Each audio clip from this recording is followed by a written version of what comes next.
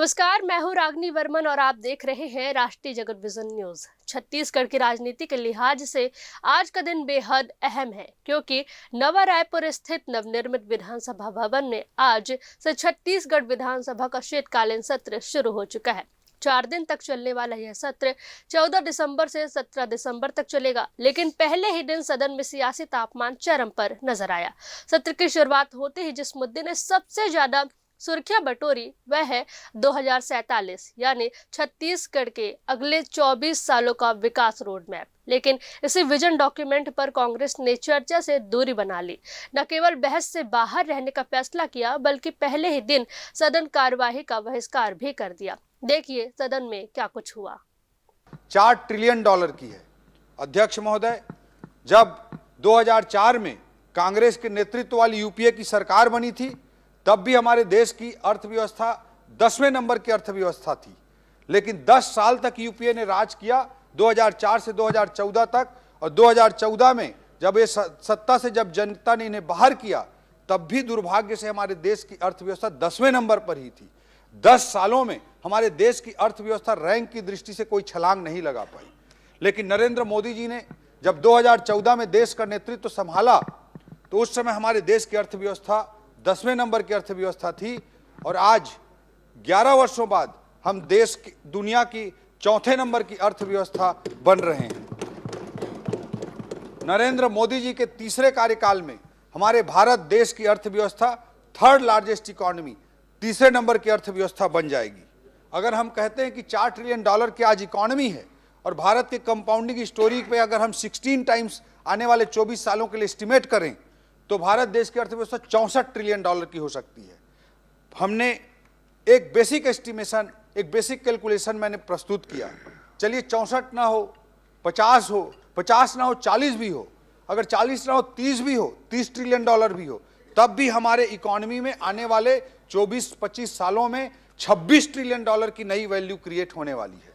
वही मैं मानता हूं कि आज जो पीढ़ी हमारे देश में और प्रदेश में जी रही है, यह अपॉर्चुनिटी हमारी इस पीढ़ी के पास है। अपने खुद के आर्थिक विकास की दृष्टि से, खुद के बिजनेस की दृष्टि से, खुद के इंटरप्रेन्योरशिप की दृष्टि से हमारे युवाओं के पास एक बहुत बड़ी एक स्टोरी है, बहुत बड़ी एक ग्रोथ अपॉर्चुनिटी है। आज दुनिया के किसी देश के पास इस तरह की अपॉर्चुनिटी नहीं होती है। अध्यक्ष महोदय, इसी परिप्रेक्ष्य में हमारे छत्तीसगढ़ के भी हमने कैलकुलेशन करके छत्तीसगढ़ की अर्थव्यवस्था को आगे बढ़ाने की दृष्टि से प्रयास किए हैं। अध्यक्ष महोदय, छत्तीसगढ़ की जीडीपी जो 2000 में 21,000 करोड़ रुपए थी, वो आज 5,67,000 करोड़ रुपए 2024 तक पहुंच गई थी। 5,67,000 करोड़ रुपए 2024 तक पहुंच गई थी। इसको 2047 तक लगभग 15 टाइम्स तक बढ़ाते हुए, जब हमने बेस स्टार्ट किया था तब जीएसडीपी 5 लाख करोड़ के आसपास थी, उसे 15 गुना बढ़ाते हुए 75 लाख करोड़ तक पहुंचाने की एक सपना, एक विजन, एक रोड मैप हमारी सरकार ने आदरणीय मुख्यमंत्री जी के नेतृत्व में देखा है। और भारत की जो इकोनॉमी की कंपाउंडिंग स्टोरी होगी, उसी तरह की कंपाउंडिंग स्टोरी हमारे छत्तीसगढ़ में हो, उससे बेहतर हो, इस दिशा में निश्चित रूप से हम प्रयास करेंगे। इस सोच के साथ विजन डॉक्यूमेंट तैयार किया गया है। अध्यक्ष महोदय, जो आदरणीय मुख्यमंत्री जी के नेतृत्व में जो हमारी सरकार का प्रथम बजट आया था, उसमें प्रथम बजट भाषण में उनके निर्देश पर हमने कहा था कि हम एक विजन डॉक्यूमेंट तैयार करेंगे और ये विजन डॉक्यूमेंट को आगे बढ़ाते हुए ये तैयार करने का काम किया गया है। अध्यक्ष महोदय, जो छत्तीसगढ़ अंजोर विजन डॉक्यूमेंट है 2047 के लिए, इसे 27 मई को इस परियोजना पर काम प्रारंभ किया गया और इसे आगे 27 मई 2024 को इस पर काम प्रारंभ किया गया और काम करते करते 17 जुलाई 2024 को इसे संपन्न किया गया। अध्यक्ष महोदय, इस विजन डॉक्यूमेंट को तैयार करने में लोगों के ज़्यादा से ज़्यादा परामर्श, उनका सहयोग, उनके विचार अलग अलग सेक्शन से लिए गए।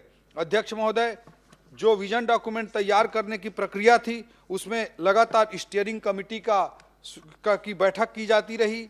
लगातार लोगों से ऑनलाइन माध्यम से, पोर्टल के माध्यम से, शिक्षाविदों के वेबिनार के माध्यम से, अलग अलग ग्रुप के प्रदेश भर के एक्सपर्ट्स के माध्यम से इसको अलग अलग तरह के सुझाव लिए गए। सम्माननीय विधायकों को, सम्माननीय मंत्रियों से अलग अलग विभागवार चर्चा करके इसे तैयार करने की दिशा में काम किया गया। अलग अलग टीम बनाई गई और 1 लाख से ज़्यादा कंसल्टेशन के साथ इस विजन डॉक्यूमेंट को तैयार किया गया। अध्यक्ष महोदय, जो डेमोग्राफी का जो विवरण है, जो ये विजन डॉक्यूमेंट है, इसमें जो डेमोग्राफी का विवरण है वो 3 करोड़ की लगभग हमारी जनसंख्या है, जो आने वाले 2047 में 3 करोड़ 60 लाख से 3 करोड़ 80 लाख तक के होने का अनुमान है। जो औसत उम्र है वो उस समय 36 से 37 साल तक होगी। उस समय जो लाइफ एक्सपेक्टेंसी है वो 65 से बढ़कर 84 के लगभग होगी। जो शहरी जनसंख्या है अभी 27% है, वो 40 से 45% के बीच में होगी। इसमें जो सामाजिक इंडिकेटर्स हैं, जो इंडिकेटर्स हैं, सामाजिक सूचकांक हैं, उसमें बेरोजगारी की दृष्टि से इसमें कमी लाने की दिशा में प्रयास किया होगा। महिला श्रम शक्ति की सहभागिता आज हमारे छत्तीसगढ़ में लगभग 60% महिलाओं की है, वो बढ़कर लगभग 75% तक होगी।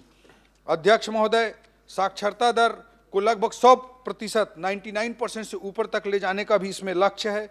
शिशु मृत्यु दर जो लगातार कम होता रहा, उसे भी और कम करते हुए राष्ट्रीय औसत से भी कम ले जाकर के इसे लेस देन 10 तक लाने का लक्ष्य रखा गया है। आर्थिक रूप से जो जीडीपी का साइज है वो 5 लाख करोड़ से बढ़कर 75 लाख करोड़ होगा। कृषि से जीडीपी लगभग 10 से 11 लाख करोड़ के लगभग उस समय होगी। जो उद्योग से जीडीपी है वो 25 से 27 लाख करोड़ के लगभग होगी और सेवा क्षेत्र से जो जीडीपी है वो लगभग 40 लाख करोड़ के आसपास होगी। इस विजन डॉक्यूमेंट को बनाने के लिए अध्यक्ष महोदय, जो हमारे छत्तीसगढ़ का शॉर्ट एनालिसिस मैनेजमेंट के टर्मिनोलॉजी में जो किया जाता है वह किया गया। जो स्ट्रेंथ पर आधारित 6 प्रकार के विकासमूलक थीम बनाए गए। वीकनेस पर आधारित जिसको जो हमारे स्टेट की ग्रोथ के लिए जो वीकनेस हैं उनको दूर करते हुए 4 अलग थीम बनाए गए और प्रमुख रूप से 3 इनेबलर्स इस रणनीतिक रूप से इस विजन डॉक्यूमेंट में रखे गए हैं। इसमें एक बड़ा है कि फिजिकल इंफ्रास्ट्रक्चर पहला बिंदु है, दूसरा बिंदु है डिजिटल इंफ्रास्ट्रक्चर और सुशासन और तीसरा बिंदु है अधिकाधिक प्राइवेट इन्वेस्टमेंट। इन रणनीतियों के आधार पर इन 13 थीमों के साथ इस विजन डॉक्यूमेंट को बनाया गया है। अध्यक्ष महोदय, जो हमारे सम्माननीय मंत्रीगण हैं, हमारे आदरणीय मुख्यमंत्री जी का, हमारे वरिष्ठ मंत्रियों का, हमारे उप मुख्यमंत्रियों का भी इस विजन डॉक्यूमेंट के संबंध में चर्चा होगी। इसमें मैं विशेष रूप से जो कुछ थीम के तहत अभी जो कुछ काम हुए हैं, छत्तीसगढ़ ने 25 वर्षों में जो यात्रा की है और आने वाले वर्षों के लिए जो रणनीतियां हैं उसके संदर्भ में मैं कुछ बिंदु रखना चाहूँगा। अध्यक्ष महोदय, जो एजुकेशन की दृष्टि से हमारे छत्तीसगढ़ ने जो बड़ी छलांग लगाई है उसके संदर्भ में हम सबको गर्व भी है और आने वाले समय में एक बड़ी रणनीति के तहत काम करने की भी आवश्यकता है। सन 2000 में जब आदरणीय अटल जी ने छत्तीसगढ़ की पीड़ा को समझते हुए छत्तीसगढ़ राज्य का निर्माण किया था, तब अध्यक्ष महोदय हमारे छत्तीसगढ़ में एक भी राष्ट्रीय स्तर का संस्थान नहीं था। अध्यक्ष महोदय, 2018 में तक आपने प्रदेश का नेतृत्व किया। 2003 से 2018 के बीच में हमारे छत्तीसगढ़ में आईआईटी भी आया, Indian Institute of Technology, IIM भी आया, Indian Institute of Management, AIIMS भी आया, all India Institute for Medical Sciences, HNLU भी आया, Hidayatullah National Law University, NIT भी बना, National institute for Technology, triple IT भी बना, International Institute for Information Technology, CIPET भी बना प्लास्टिक इंजीनियरिंग के लिए। वहीं मैं कहना चाहूँगा आपके माध्यम से सदन को और प्रदेश को अवगत कराना चाहूँगा कि हमारे मुख्यमंत्री जी के प्रखर नेतृत्व के साथ पिछले 2 साल के कार्यकाल में हमारे छत्तीसगढ़ में नवा रायपुर में 3 और राष्ट्रीय संस्थानों के लिए उन्होंने बुनियाद रख दी है। 3 का रास्ता प्रशस्त हो गया है। पहला है NIFT, national institute for fashion technology, NFSU, national forensic science university और NIELIT, national institute for electronics and IT. इतना बड़ा काम आदरणीय मुख्यमंत्री जी ने शिक्षा के छलांग की दृष्टि से, युवाओं की दृष्टि से प्रदेश में लगाई है। प्रयास एवं संभावनाएं, भविष्य में हमारा प्रयास होगा कि और भी राष्ट्रीय स्तर के संस्थान हमारे छत्तीसगढ़ में आए।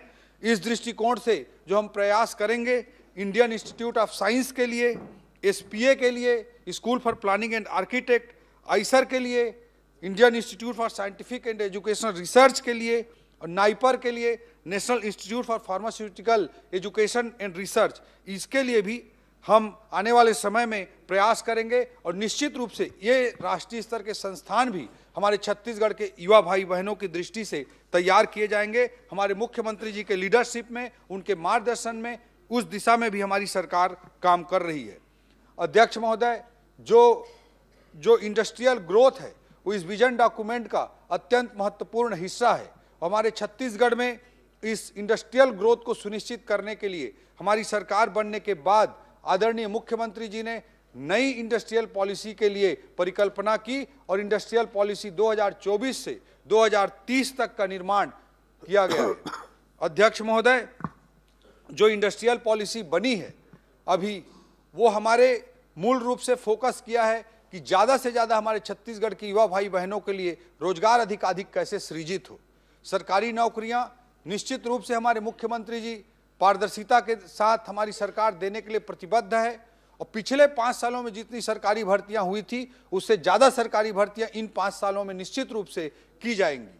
लेकिन अध्यक्ष महोदय, कोई भी कंपटीशन एग्जाम कोई बच्चा देता है तो आप जानते हैं कि 5 लाख बच्चे अगर एग्जाम देते हैं तो उसमें 500,000 बच्चों का ही फाइनल सिलेक्शन होता है।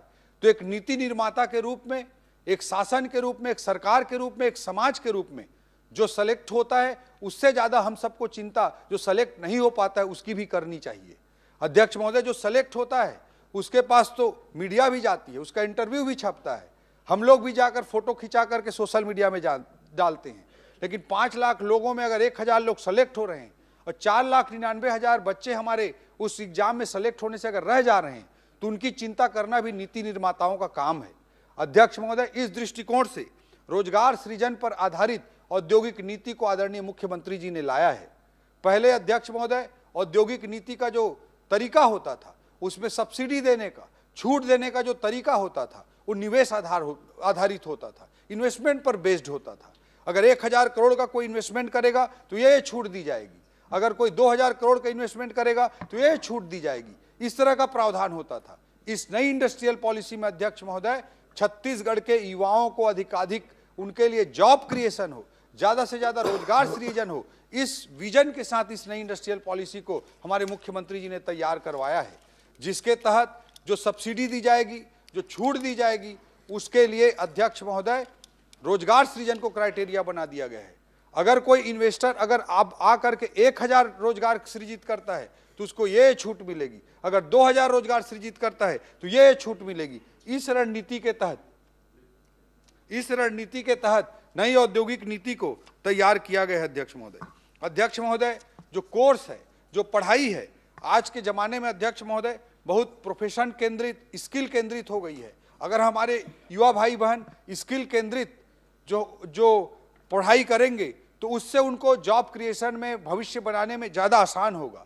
फिर अध्यक्ष महोदय, केवल काउंटिंग के लिए, गिनती के लिए हम पढ़ाई कर लें तो आज के ज़माने में, आज के प्रतिस्पर्धी ज़माने में, आज के टेक्नोलॉजी बेस्ड वर्ल्ड में, नॉलेज बेस्ड सोसाइटी में वो बहुत ज़्यादा कारगर नहीं होता है। हमारी लर्निंग, हमारा सीखना, हमारा स्किल ज़्यादा कारगर होता है। इस बात को समझते हुए आदरणीय मुख्यमंत्री जी ने निर्देशित किया कि हमको रोजगार परक कोर्सेज को हमको बढ़ावा देना है। इस सोच के साथ अध्यक्ष महोदय, पिछले बजट में हमारे मुख्यमंत्री जी के निर्देश पर नर्सिंग कॉलेजेस और फिजियोथेरेपी कॉलेज में किस तरह की छलांग सरकार ने लगाई है, हमारे छत्तीसगढ़ ने लगाई है, उसका मैं विवरण देना चाहूँगा। छत्तीसगढ़ राज्य बनने के बाद प्रदेश में 8 शासकीय नर्सिंग कॉलेज थे, जबकि पिछले साल के बजट में एक साथ 12 नए नर्सिंग कॉलेज लिए गए। अध्यक्ष महोदय, इसी तरह से फिजियोथेरेपी का एक कॉलेज था अध्यक्ष महोदय, उसमें 6 नए फिजियोथेरेपी कॉलेज एक साथ बजट में लेकर के स्टार्ट किया गया। अध्यक्ष महोदय, हमारे छत्तीसगढ़ की इकोनॉमी की जब हम बात करते हैं तो हमारा जो विनिर्माण क्षेत्र है, जो हमारा सेकेंडरी सेक्टर है, वो बहुत मजबूत है, क्योंकि हमारे हेवी इंडस्ट्री, कोर इंडस्ट्री पर आधारित इकोनॉमी है। लेकिन अध्यक्ष महोदय, जब हम हेवी इंडस्ट्री की बात करते हैं तो रोजगार सृजन उतने अच्छे तरीके से उस पर नहीं हो पाता है। जो रोजगार सृजन होता है अध्यक्ष महोदय, जैसे स्टील सेक्टर पर माना गया है कि 1 करोड़ की इन्वेस्टमेंट पर 0.37 रोजगार ही क्रिएट हो पाते हैं, अर्थात 1 करोड़ के स्टील सेक्टर के इन्वेस्टमेंट पर 1 से भी कम रोजगार पैदा होता है। इसलिए अध्यक्ष महोदय ये प्रयास किया गया है कि हम इसको ऐसे सेक्टर्स को प्रमोट करें। इस नई इंडस्ट्रियल पॉलिसी का भी वो हिस्सा है जिससे ज़्यादा से ज़्यादा रोजगार सृजित हो सके। जैसे अध्यक्ष महोदय गारमेंट सेक्टर में 1 करोड़ की इन्वेस्टमेंट पे 30 नए रोजगार पैदा होते हैं। आईटी, केपीओ, बीपीओ सेक्टर में 1 करोड़ की इन्वेस्टमेंट पे 50 रोजगार पैदा होते हैं। लेकिन हमारे छत्तीसगढ़ की इकोनॉमी में कोर सेक्टर मजबूत है, लेकिन tertiary sector, service sector weak है। इसके कारण से रोजगार सृजन में हमारे छत्तीसगढ़ में अनेक दिक्कतें आती है और जॉब क्रिएशन नहीं हो पाता। हजारों करोड़ की इन्वेस्टमेंट से बड़ी मुश्किल से 500,000 रोजगार ही पैदा होते हैं। इसलिए नई औद्योगिक नीति में भी और ओवरऑल पॉलिसीज में भी हमारे मुख्यमंत्री जी का स्पष्ट विजन है कि हम रोजगार परक चीजों को ज्यादा बढ़ावा दें।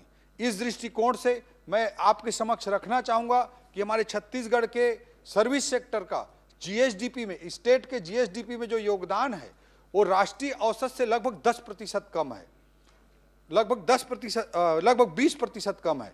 जो राष्ट्रीय जीडीपी पर सर्विस सेक्टर का योगदान जहां 55% है, वहीं छत्तीसगढ़ के जीडीपी पर सर्विस सेक्टर का योगदान मात्र 35% है। इसको हम जब तक बढ़ाएंगे नहीं तब तक जॉब क्रिएशन ज्यादा से ज्यादा नहीं हो सकता। इसलिए अध्यक्ष महोदय हमारे मुख्यमंत्री जी के निर्देशानुसार छत्तीसगढ़ को मेडिकल टूरिज्म के हब के रूप में भी, नेचुरोपैथी के हब के रूप में भी, वेडिंग डेस्टिनेशन के हब के रूप में भी, कॉन्फ्रेंस टूरिज्म के हब के रूप में भी हम छत्तीसगढ़ को डेवलप करने की दिशा में आगे बढ़ रहे हैं। अध्यक्ष महोदय इस दिशा में मेडिकल टूरिज्म के लिए बहुत तेजी से प्रयास हो रहे हैं। हमारे छत्तीसगढ़ में आपके कार्यकाल में सत्य साई जो हमारा हॉस्पिटल स्थापित हुआ है, देश का अनोखा हॉस्पिटल है जिसमें कोई बिलिंग काउंटर ही नहीं है। बड़े बड़े ऑपरेशन छोटे बच्चों के वहां पर किए जाते हैं जिसमें लाखों रुपए का खर्चा होता है, लेकिन उस पूरे हॉस्पिटल में कोई बिलिंग काउंटर नहीं है। रहने का, खाने का सब कुछ खर्च वहां पर फ्री में मिलता है। तो उसके कारण से राष्ट्रीय ही नहीं अंतर्राष्ट्रीय स्तर से भी लोग वहां पर उपस्थित होते हैं। अध्यक्ष महोदय इस सत्य साई हॉस्पिटल के द्वारा 40,000 से अधिक ऑपरेशन इन वर्षों में, पिछले दशक में किया गया है। अध्यक्ष महोदय उसी तारतम्य में नवा रायपुर में प्रयास करते हुए बॉम्बे हॉस्पिटल को भी यहाँ पर लाने का मार्ग प्रशस्त हुआ है। अध्यक्ष महोदय प्राइवेट सेक्टर के भी जो हॉस्पिटल स्थापित करना चाहते हैं, नई औद्योगिक नीति उसमें भी सब्सिडी का प्रावधान करती है ताकि मेडिकल टूरिज्म डेवलप हो और सर्विस सेक्टर को बढ़ावा मिल सके। अध्यक्ष महोदय हमारे पास 44% वन संसाधन है। हमारे पास धुड़मा राज जैसा बस्तर का गांव है जिसे यूनाइटेड नेशन के वर्ल्ड टूरिज्म ऑर्गेनाइजेशन ने दुनिया के 20 सर्वश्रेष्ठ टूरिज्म विलेज के रूप में चयनित किया है। कांगेर वैली नेशनल पार्क है हमारे बस्तर में, जिसको यूनेस्को ने वर्ल्ड हेरिटेज साइट के रूप में उसे चिन्हांकित किया है। इन सब जगहों पर पर्यटन की अपार संभावनाएं हैं। हमारा 44% वन्य क्षेत्र, ऐसा जंगल जो देश में बहुत विरले मिलता है, उसके बाद भी नक्सलवाद के कारण, माओवाद के कारण हमारे पास टूरिज्म डेवलप नहीं हो पाया। हमारे रायगढ़ का आदमी, हमारे कोरबा का आदमी, हमारे राजनांदगांव का आदमी, कवर्धा का आदमी भी अगर दिल्ली बॉम्बे में खड़ा होता है तो लोग सोचते हैं कि ये भी नक्सलवाद प्रभावित क्षेत्र से आया है। इसके कारण से हमारा टूरिज्म का सेक्टर डेवलप नहीं हो पाया। आज अमित शाह जी के नेतृत्व में, आदरणीय प्रधानमंत्री जी के नेतृत्व में, आदरणीय हमारे मुख्यमंत्री जी के नेतृत्व में, हमारे आदरणीय गृह मंत्री जी के प्रयासों से जो माओवाद समाप्त हो रहा है, इससे हमारे पर्यटन के लिए अपार संभावनाएं खुलेंगी और उसे चरितार्थ करने के लिए होम स्टे पॉलिसी भी आदरणीय मुख्यमंत्री जी अभी से तैयार करके रखे हैं और बस्तर क्षेत्र में पर्यटन बहुत तेजी से विकसित हो रहा है। अध्यक्ष महोदय जब हम टूरिज्म की बात करते हैं तो आजकल कॉन्फ्रेंस टूरिज्म, वेडिंग डेस्टिनेशन जैसी चीज़ें भी अत्यंत महत्वपूर्ण हो जाती हैं और इसमें बहुत तेजी से और बहुत ज़्यादा रोजगार पैदा होते हैं। इस दृष्टिकोण से हमारी नीतियां पर्यटन को उद्योग का दर्जा देने वाली नीतियां हैं और उस दृष्टिकोण से वहां पर सब्सिडी भी प्रदान की जा रही है। जब हम पर्यटन की बात करते हैं तो हमारे छत्तीसगढ़ की संस्कृति अत्यंत समृद्ध है। यहाँ पर वल्लभाचार्य जी की जन्मभूमि चंपारण है। यहाँ पर डोंगरगढ़ जैसा क्षेत्र है जो जैनिज्म की दृष्टि से, बुद्धिज्म की दृष्टि से, हिंदुइज्म की दृष्टि से अत्यंत महत्वपूर्ण जगह है। आचार्य विद्यासागर जी ने भी अपने शरीर को, अपने प्राण को यहीं पर त्याग किया था। तो इस कारण से हमारे पास हर दृष्टिकोण से टूरिज्म की बहुत संभावनाएं हैं। आध्यात्मिक टूरिज्म, स्पिरिचुअल टूरिज्म की भी बहुत ज़्यादा संभावना है। शक्तिपीठ है हमारे, उन सब पर ध्यान केंद्रित करने की रणनीति पर सरकार काम कर रही है और करती रहेगी। मैन्युफैक्चरिंग की जब हम बात करते हैं अध्यक्ष महोदय, तो देश के सबसे समृद्ध खनिज संसाधन वाला हमारा छत्तीसगढ़ है। मैं आपके माध्यम से आज कुछ फैक्ट्स यहाँ पर रखना चाहता हूँ। छत्तीसगढ़ में निर्मित स्टील से देश में जो सबसे ऊंचा, दुनिया का सबसे ऊंचा चिनाब रेलवे ब्रिज बना है, उस पर छत्तीसगढ़ का स्टील उपयोग किया गया है अध्यक्ष महोदय। रक्षा के क्षेत्र में आईएनएस विक्रांत में हमारे छत्तीसगढ़ का स्टील का उपयोग किया गया है अध्यक्ष महोदय। अध्यक्ष महोदय, हमारे छत्तीसगढ़ में निर्मित सीमेंट से मुंबई का बांद्रा वर्ली सी लिंक बनाया गया है अध्यक्ष महोदय। हमारे छत्तीसगढ़ में जो बिजली उत्पादन होता है, उससे 1000 किलोमीटर से अधिक तक के क्षेत्र देश में रोशन होते हैं अध्यक्ष महोदय, और हमारी देश की अर्थव्यवस्था को पावर सेक्टर मजबूती प्रदान करता है अध्यक्ष महोदय। हमारे छत्तीसगढ़ में निर्मित एल्यूमिनियम से मंगलयान में भी यह प्रयोग हुआ है अध्यक्ष महोदय, चंद्रयान में भी यह प्रयोग हुआ है, और तेजस फाइटर जेट में भी हमारे छत्तीसगढ़ का एल्यूमिनियम प्रयोग हुआ है अध्यक्ष महोदय। अध्यक्ष महोदय, इतने संपन्नता से परिपूर्ण हमारे छत्तीसगढ़ को आगे बढ़ाने की जिम्मेदारी अत्यंत महत्वपूर्ण है अध्यक्ष महोदय। एक रिक्वेस्ट आपसे बीच में मैं करना चाहूँगा कि अब नया हमारा विधानसभा भवन बना है, यहाँ पे प्रेजेंटेशन की भी सुविधा हो। मुझे लगता है कि आप नियम कानूनों में थोड़ा परिवर्तन करके, क्योंकि अध्यक्ष महोदय बोलने में क्लियर ही नहीं हो रहा है, वो दिखता तो अच्छे से लगता, तो मैं ये रिक्वेस्ट करना चाहूँगा कि ये थोड़े नियमों में संशोधन करके प्रेजेंटेशन की भी व्यवस्था यहाँ पर करें। फोटो और वीडियो के साथ उसको देखेंगे हम कोई भी चीज़ को, तो ज़्यादा अच्छे से प्रेजेंट कर पाएंगे अध्यक्ष महोदय। इंफ्रास्ट्रक्चर हमारा बहुत प्रॉब्लमेटिक रहा है अध्यक्ष महोदय। जिस अनुपात में आज़ादी के बाद 50 सालों तक इंफ्रास्ट्रक्चर ग्रोथ करना था, वो हमारे छत्तीसगढ़ इस मामले में उसको उतना ध्यान नहीं दिया गया, इग्नोर किया गया अध्यक्ष महोदय। एक मैप में दिखाता आपको बिहार और बंगाल के रेल नेटवर्क का, और एक मैप में दिखाता हमारे छत्तीसगढ़ के रेल नेटवर्क का, तो साफ हो जाता अध्यक्ष महोदय कि हमारे छत्तीसगढ़ में रेलवे नेटवर्क को आज़ादी के बाद 50 सालों तक किस तरह से इग्नोर किया गया। लेकिन आज विशेष रूप से मैं धन्यवाद देना चाहता हूं आदरणीय नरेंद्र मोदी जी को, भारत सरकार को, कि हमारे राव घाट से जगदलपुर तक की रेलवे लाइन का काम उन्होंने स्वीकृत कर दिया है अध्यक्ष महोदय। अध्यक्ष महोदय, खरसिया से लेकर जयजयपुर होते हुए, शिवरी नारायण होते हुए, बलौदा बाजार होते हुए, मंदिर हसौद होते हुए, नवा रायपुर को पार करते हुए जो राजनांदगांव के परमल कसा तक का जो रेलवे लेन है, उसको भी आदरणीय नरेंद्र मोदी जी ने सैंक्शन करने का काम किया है अध्यक्ष महोदय। अध्यक्ष महोदय, हमारा छत्तीसगढ़ एक लैंड लॉक स्टेट है, जिसके कारण व्यापार व्यवसाय में अनेक चुनौतियों का सामना करना पड़ता है। नरेंद्र मोदी जी को मैं पुनः धन्यवाद देना चाहूँगा कि हमारे लैंड लॉक छत्तीसगढ़ को उन्होंने पोर्ट सिटी विशाखापट्टनम से जोड़ने के लिए एक्सप्रेसवे का निर्माण कराया है अध्यक्ष महोदय। इससे भी हमारे छत्तीसगढ़ की इकोनॉमी को बहुत बूस्ट मिलेगा अध्यक्ष महोदय। जब हम इकोनॉमिक डेवलपमेंट की बात करते हैं, जब हम इंफ्रास्ट्रक्चर की बात करते हैं, तो अध्यक्ष महोदय अत्यंत महत्वपूर्ण हो जाता है कि किसी भी इकोनॉमी में बड़ा ग्रोथ सेंटर हो। हमारा देश भारत गाँव का देश है, लेकिन गाँव का विकास भी तब तक नहीं किया जा सकता अध्यक्ष महोदय जब तक इकोनॉमी को रफ्तार न मिले। हम देखते हैं अध्यक्ष महोदय कि न्यूयॉर्क जैसे एक शहर की इकोनॉमी लगभग $2 ट्रिलियन की बैठती है अध्यक्ष महोदय। भारत देश की पूरी इकोनॉमी, पूरी जीडीपी $4 ट्रिलियन की है। न्यूयॉर्क एक जो सिटी है, उसकी इकोनॉमी $2 ट्रिलियन की बैठती है अध्यक्ष महोदय। इकोनॉमिक हब का, इकोनॉमिक ग्रोथ सेंटर का सैकड़ों सालों में वेस्टर्न वर्ल्ड ने जिस तरह से डेवलपमेंट किया अध्यक्ष महोदय, उसको हमको मैच करते हुए तेजी से हमको आगे बढ़ना है। हम इसी तरह के ग्रोथ सेंटर की बात करते हैं अध्यक्ष महोदय, तो बिना हैदराबाद के तेलंगाना की अर्थव्यवस्था की कल्पना नहीं की जा सकती, बिना बेंगलोर के कर्नाटका की अर्थव्यवस्था की कल्पना नहीं की जा सकती।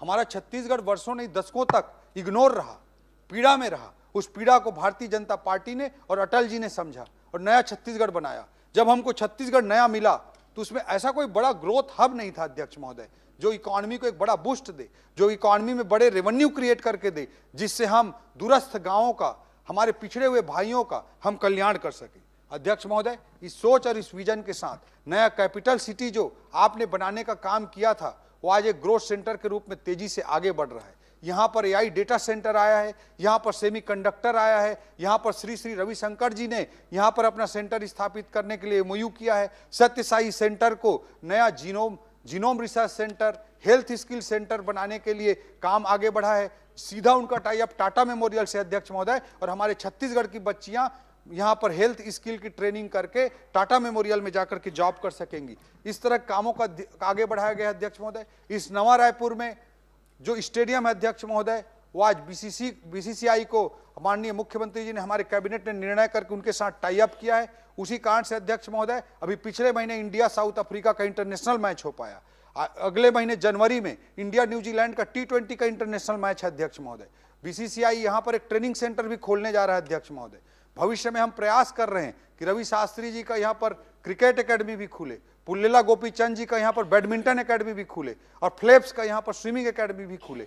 इस तरह के प्रयास आदरणीय मुख्यमंत्री जी के नेतृत्व में एक ग्रोथ हब के रूप में हम आगे बढ़ाने का काम कर रहे हैं। बट एक जब ग्रोथ हब की कल्पना हम करते हैं तो अध्यक्ष महोदय एक इंटीग्रेटेड प्लानिंग के साथ, एक मेट्रोपॉलिटन प्लानिंग के साथ एक बड़े ग्रोथ हब की भी परिकल्पना को किया गया है। और पिछले मानसून सत्र में SCR स्टेट कैपिटल रीजन का एक्ट भी सम्माननीय विधानसभा ने पारित किया है। उसके लिए मैं विधानसभा को बहुत बहुत धन्यवाद भी देना चाहता हूं। अध्यक्ष महोदय, SCR की परिकल्पना में हमारे रायपुर, बीरगांव, दुर्ग, भिलाई, राजनांदगांव, इन सभी क्षेत्रों को समावेशित करते हुए एक इंटीग्रेटेड प्लानिंग की जा रही है अध्यक्ष महोदय। इसके लिए एक इकोनॉमिक मास्टर प्लान बनाया जा रहा है, जिसमें नीति आयोग की भी मदद ली गई है अध्यक्ष महोदय। और इस विजन डॉक्यूमेंट को भी बनाने के लिए भारत सरकार के नीति आयोग ने भी हमारी मदद की है। इसके लिए भी इस सदन में उनको मैं विशेष रूप से धन्यवाद देना चाहता हूं। तो जब स्टेट कैपिटल रीजन के रूप में रायपुर और आसपास का क्षेत्र डेवलप होगा तो हमारे छत्तीसगढ़ की इकोनॉमी को एक ग्रोथ इंजन प्राप्त होगा अध्यक्ष महोदय। और आने वाले समय में 2047 तक विकसित छत्तीसगढ़ की परिकल्पना को सफल करने में हमको मदद मिलेगी। अध्यक्ष महोदय, जब विकास की बात होती है तो इंक्लूसिव ग्रोथ, समावेशी विकास अत्यंत महत्वपूर्ण होता है। दीनदयाल उपाध्याय जी के अंत्योदय की परिकल्पना के साथ हमारी सरकार काम कर रही है। इसलिए किसानों के लिए 3100 रुपया धान 21 क्विंटल में खरीदी करने का काम कर रही है, और लगभग 20,000 करोड़ रुपए धान खरीदी में राज्य का बजट हमारी निवेश कर रही है। अध्यक्ष महोदय, माताओं बहनों के लिए डीबीटी करते हुए 70 लाख माताओं के लिए महतारी वंदन योजना का संचालन हमारी सरकार कर रही है। अध्यक्ष महोदय, जब हम समाज के आखिरी छोर के व्यक्ति की बात करते हैं, समाज के हम सोशल इंफ्रास्ट्रक्चर की बात करते हैं, सामाजिक अधोसंरचना की बात करते हैं, तो जो कच्चे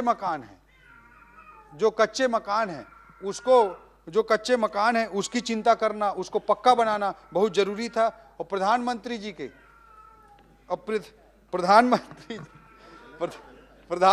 जी के परिकल्पना अनुसार 5 सालों तक आवास निर्माण को पूरी तरह से पिछली सरकार ने रोक कर रखा था अध्यक्ष महोदय। छत्तीसगढ़ के 18 लाख गरीबों के छत को छीनने का पाप किया था अध्यक्ष महोदय। हमारी सरकार आते ही आदरणीय मुख्यमंत्री जी ने पहला दस्तखत आवास के लिए किया था अध्यक्ष महोदय। लगभग 24 लाख आवास बनेंगे तो इससे सोशल इंफ्रास्ट्रक्चर में बहुत बड़ी छलांग होगी और 15% से कम कच्चे मकान रह जाएंगे। और उसके लिए ग्रामीण विकास विभाग ने आवास प्लस एक तीसरा सर्वे भी कराया है अध्यक्ष महोदय, ताकि भविष्य में उनकी चिंता भी की जा सके। इनलैंड लॉजिस्टिक एक और महत्वपूर्ण क्षेत्र होगा अध्यक्ष महोदय, जिस पर हम काम करेंगे। सूचना प्रौद्योगिकी के क्षेत्र में बहुत सारे प्रयास किए जा रहे हैं और उसको आगे बढ़ाने का काम किया जाएगा। अध्यक्ष महोदय, कृषि उन्नति की दृष्टि से भी हमारे छत्तीसगढ़ में अपार संभावनाएं हैं, जो विशेष रूप से मैं एक फैक्ट का ही बस जिक्र करना चाहूंगा अध्यक्ष महोदय। जब हमारे बस्तर की हम परिकल्पना करते हैं तो ऑर्गेनिक फार्मिंग की हमारे बस्तर में इतनी ज्यादा संभावनाएं हैं, जिसको प्रिमिटिव प्रैक्टिस मानकर, जिसको पुरातन पंथी व्यवहार मान करके, जिसको पहले इग्नोर किया जाता था, केमिकल फर्टिलाइजर्स और पेस्टिसाइड के उपयोग को ग्रीन रिवॉल्यूशन के बाद जितना ज्यादा बढ़ावा दिया गया, आज अध्यक्ष महोदय पंजाब जैसे राज्य उसका परिणाम भुगत रहे हैं। हर गली में, हर 1-2 घर के गैप में कैंसर के पेशेंट मिल रहे हैं अध्यक्ष महोदय।